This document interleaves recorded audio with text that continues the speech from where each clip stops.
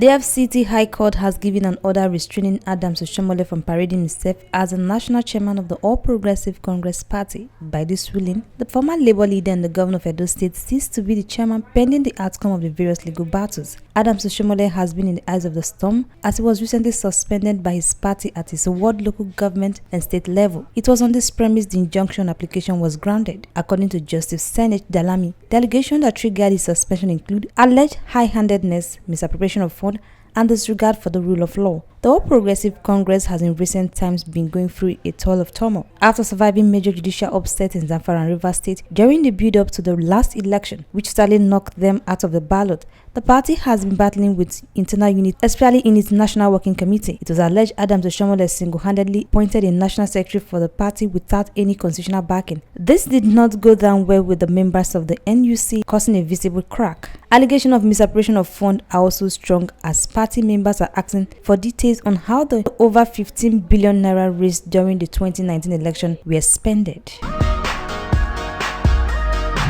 Operatives of the Economic and Financial Crimes Commission have arrested 6 suspected internet fraudsters with a mini coffin in Ibadan, the Oyo State capital. The suspects are Aziz Adebowale, Toyinsola Bolume, Ifola Olalade, Shoniyun Ayodeji Folare Olayinka, and Aluko Olawale. They were arrested during a raid by the anti-graft agency of Oluyole and Aloke Estate in Ibadan. The acting spokesman of the Economic and Financial Crimes Commission, Tony Orilade, in a statement on Tuesday, said the operatives recovered from the suspect items including 4 cars, various brands of sophisticated phones, and an automated teller merchant card. Orilade said one of the suspects, Adebowale, claimed to be using the coffee as a soap crack to hypnotize his victims. According to Orilade, the Economic and Financial Crimes Commission has taken huge steps to curb financial crimes and ritual killing in Nigeria. With reference to October 2019, the Commission arrested over 200 suspected internet fraudsters, popularly called the Yahoo boys.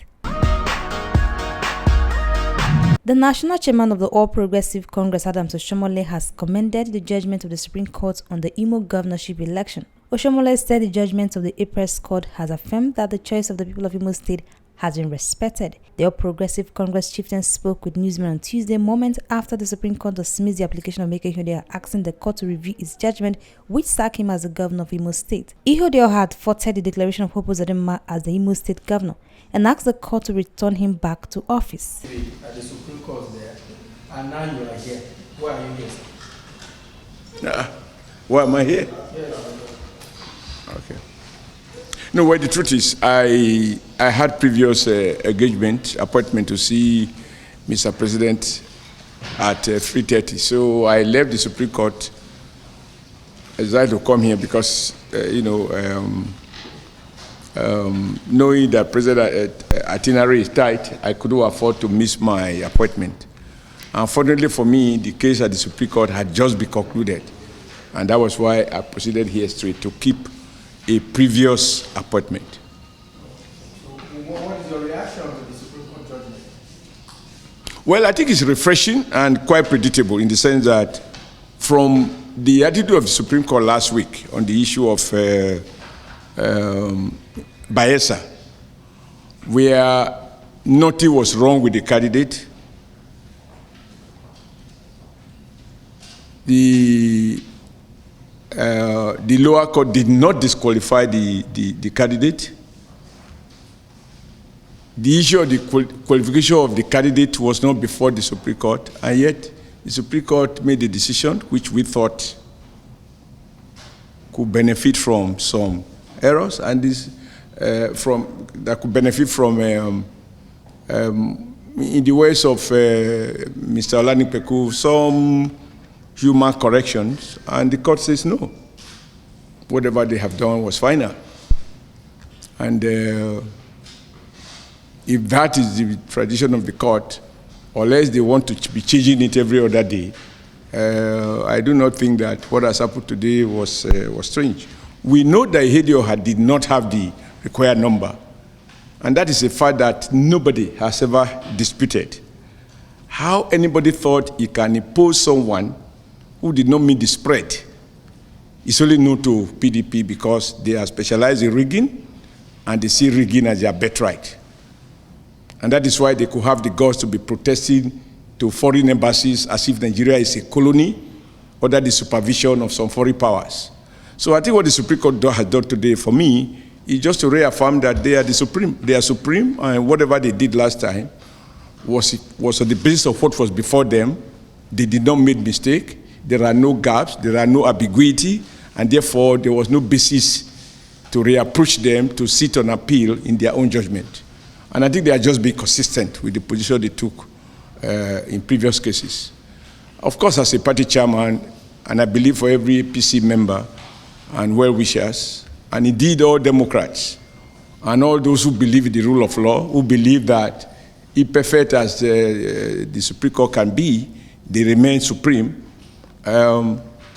we are happy, and we thank God that it has, the whole litigation process has come to an end, because like Justice Ogi said in that last judgment, he said there has to be an end to litigation, and I cannot agree more, so that the people of Imo State can relax, sit back, and work with their governor and ensure that all hands are on deck to fill up the gaps and ensure that Imo people witness sustainable growth and development and for the good of all.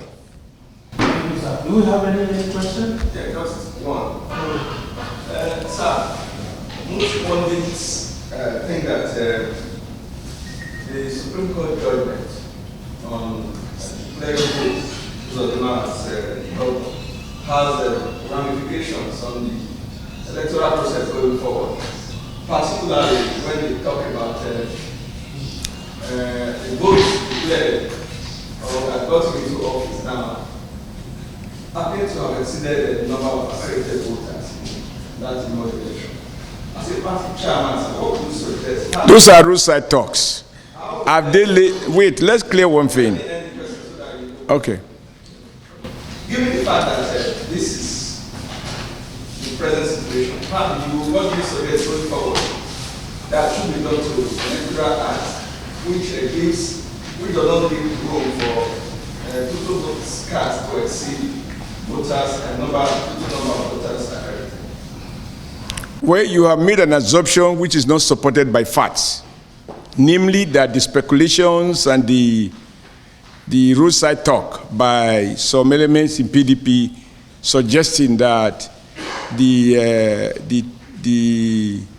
there was overvoting if you add the votes that were ignored. Those are not proven, because if they were, it was up to their counsel to produce evidence to show that this is more than this, not to go assist on television. Decisions before matters before the court are canvassed before the court. Issues not raised in the court cannot be raised on television.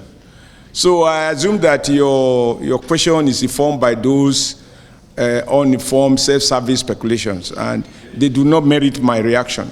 But what I think that we must discuss as a people that concern you and I as Nigerians who believe in democracy is that the law should be amended such that no matter what happens, when people have voted, they cannot be dismissed as April Fool.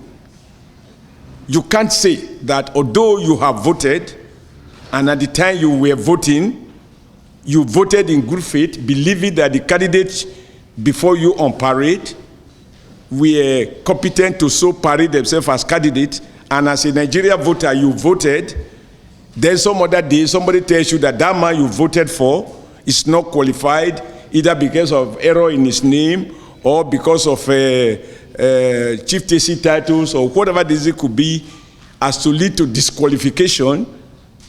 That cannot be the reason why a man that was rejected by the electorate should be imposed on the electorate.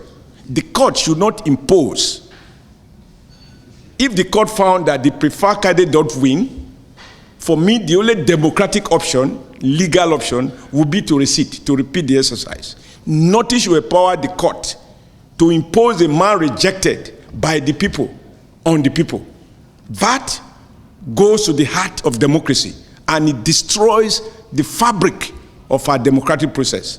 So in amending the Electoral Act, one of the things I would like to see the Parliament to do, and we are going to make representation, is that in the unlikely event that people have voted in good faith for candidates that were validly put before them by INEC, and looking at the faces of the candidate, they opted for a particular one, If anybody has issues with that person that has won, that the people preferred, the court cannot impose the person that was rejected.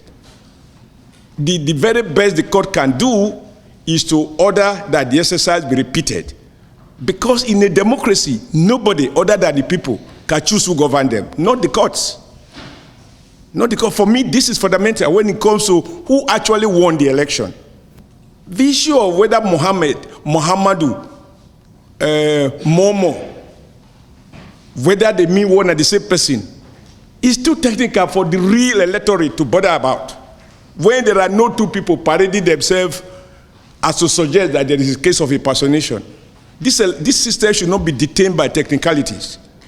At the heart of every judicial pronouncement on election must be who actually won the majority of lawful votes. And if for any reason they found themselves compelled to nullify that person, there should not be a power to award governorship to a man rejected by the electorate. Otherwise, what is democracy about? Now, the man in Bayelsa is going to govern a state that did not mandate him, purely on technical grounds.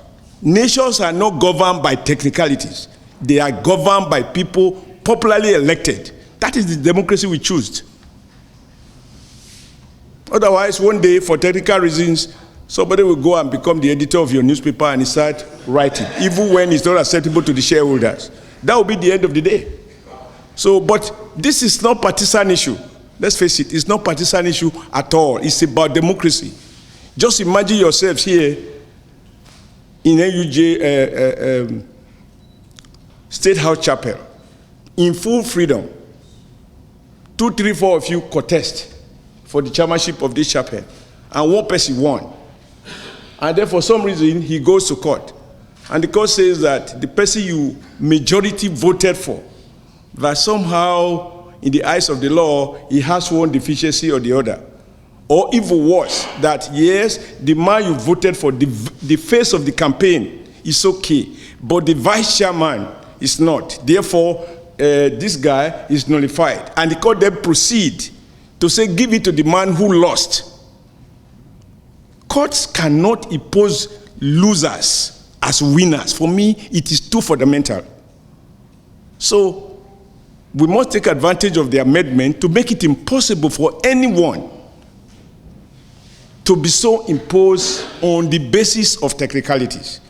We can do a receipt 10 times, but at the end of the day, only the man popularly elected should govern. Otherwise, in a democracy, as they say, a people deserve the government that they have. Now you are going to have a government you don't have, you didn't vote for, superintending over your resources, and presiding over your life.